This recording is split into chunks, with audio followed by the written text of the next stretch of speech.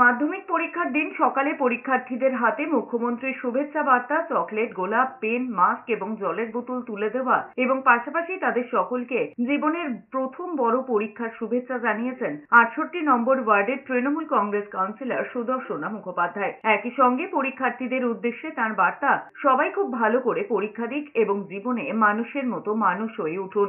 এদিকে মুখ্যমন্ত্রীর শুভেচ্ছা বার্তা পেয়ে আপ্লুত পরীক্ষার্থীরা। অপরদিকে পদ্মপুকুরে একটি স্কুলে মাধ্যমিক পরীক্ষার ছাত্রদের শুভেচ্ছা বার্তা দিয়েছেন কলকাতা পুলিশের নগরপাল মনোজ ভার্মা। আমরা প্রত্যেক বছর করি, যারা আমাদের ওয়ার্ডের প্রথমবার পরীক্ষা, জীবনের প্রথম বড় পরীক্ষায় প্রত্যেক বছর তাদেরকে আমরা চেষ্টা করি যাতে একটুখানি শুভেচ্ছা বার্তা, আমাদের মাননীয় মুখ্যমন্ত্রীর শুভেচ্ছা বার্তা, তার সঙ্গে গোলাপ ফুল আর আমাদের বাচ্চাদের লেখার যে পেনটা, সেই পেনটা যাতে একটু ভালো করে তারা, এবং তার সঙ্গে তো অবশ্যই ঈশ্বরের আশীর্বাদ।